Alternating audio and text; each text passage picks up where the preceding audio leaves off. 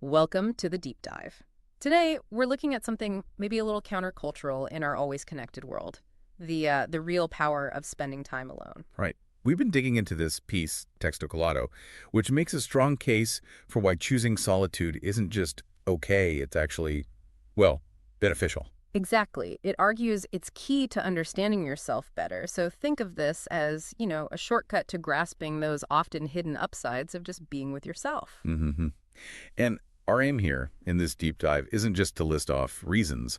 We want to really unpack the advantages, give you some actionable insights into how making space for solo time can genuinely boost your growth, your mental well-being. And maybe even your overall life satisfaction. Okay, let's jump in. The first big idea from Texto Colado that really hit me was this concept of self-discovery. Yes, I mean, it makes sense, doesn't it? It's hard to know what you truly think when you're swimming in everyone else's opinions and expectations all day. it really is. Texto Colado puts it nicely. Solitude is like hitting a reset button. It helps you filter out all that external stuff, the habits, the beliefs you picked up somewhere. The roles you play for other people. Precisely. And what's powerful is the space it creates for, well, real introspection, asking yourself those fundamental questions. Like what? What sort of question? Well, things like, if nobody was watching or judging, what would I really want to do? Or what principles actually guide me even when it's tough? It's about uncovering who you are underneath it all. That's a great way to frame it, like peeling back layers. The piece suggests that in that quiet, your actual self-chosen identity can start to, emerge. A more authentic self, Yeah, not just the version shaped by the outside world. right. Not who people expect you to be. And building right on that, another huge benefit is the impact on mental clarity and peace. Just think about the constant barrage of information we face. Oh, absolutely. Notifications, emails, social media. It's endless. Our brains feel overloaded half the time. They really do. And Texto Colado highlights how solitude is this necessary escape hatch from that constant stimulation. It gives you mental breathing room. Exactly. It lets that mental clutter just settle, allows you to process thoughts, feelings much more effectively. It's not just about feeling calmer, though that's part of it. It's more than that. Yeah, it can actually lead to breakthroughs. You might finally figure out a personal problem, understand an emotion better, or even unlock some creative ideas. Like decluttering your mind allows new things to surface. That really resonates. And speaking of inner resources, Texto Colado also talks about emotional strength and independence. That was a big one for me. A really crucial point. The source explains how actually enjoying your own company makes you less dependent on others for validation, for your emotional stability. You stop needing that constant approval. Right. Or fearing rejection quite so much. Psychologically, it helps build what's called an internal locus of control. You feel more like you're driving your life, rather than just reacting to external events. That makes sense. You build resilience, learn to self-soothe, gain confidence from within. It's that shift, isn't it? From feeling you need someone else to sort of complete you to recognizing you're already whole on your own.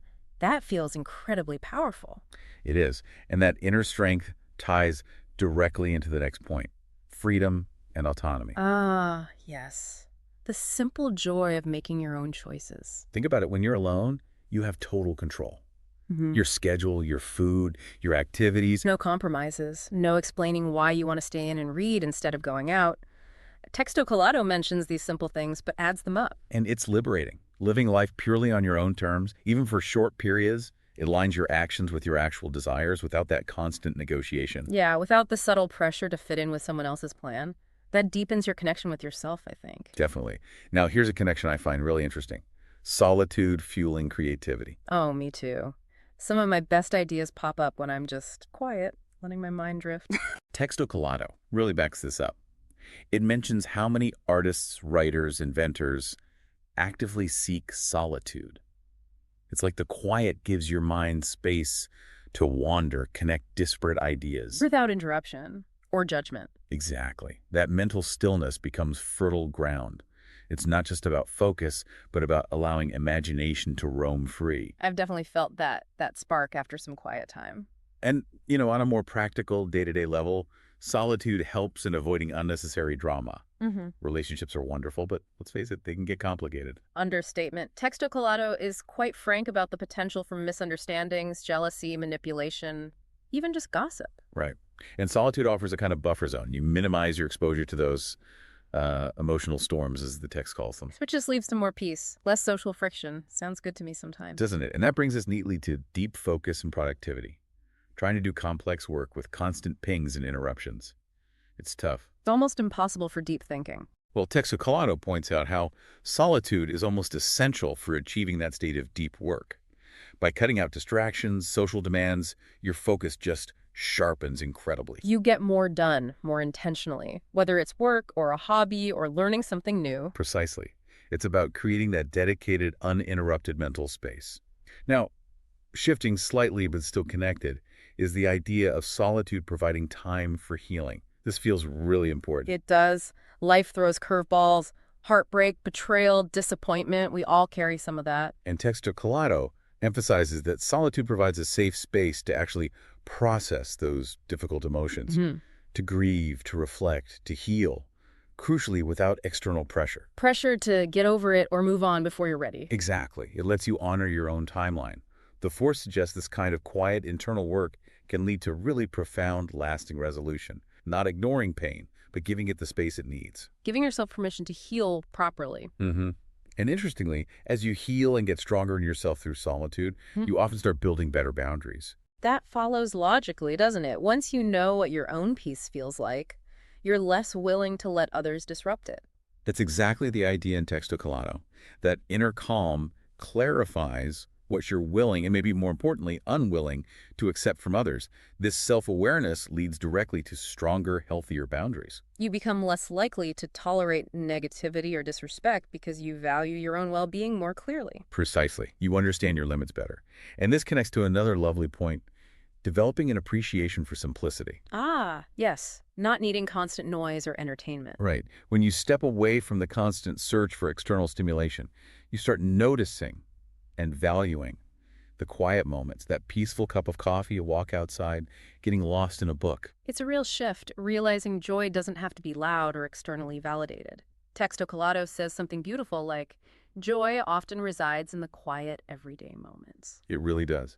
Which leads us to some final insightful bonus reflections from the piece. A key one is distinguishing being alone from feeling lonely. Such a crucial difference. You can feel utterly lonely in a crowd, right? Absolutely. And conversely, the source suggests real connection with others often starts with having a solid, accepting connection with yourself first. Loneliness is often about lacking meaningful connection, including with yourself. And Texocolato makes another interesting point, that inner peace cultivated alone can actually make you more attractive. Well, perhaps appealing is a better word. When you're content and grounded, you radiate a certain calm, a self-assuredness.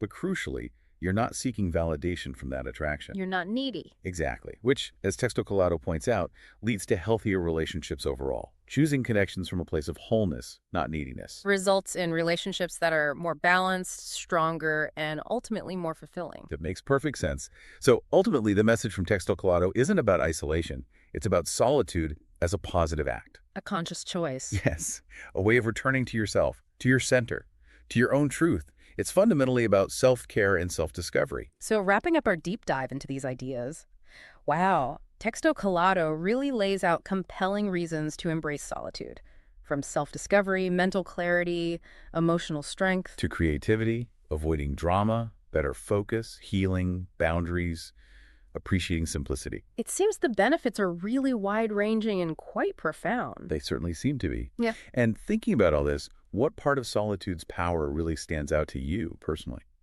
That's a good question. For me, I think it's that link between the quiet and mental clarity plus creativity, those moments where things just seem to click into place. They often happen when I've had some alone time. Makes sense. And for you listening, maybe reflect on that too.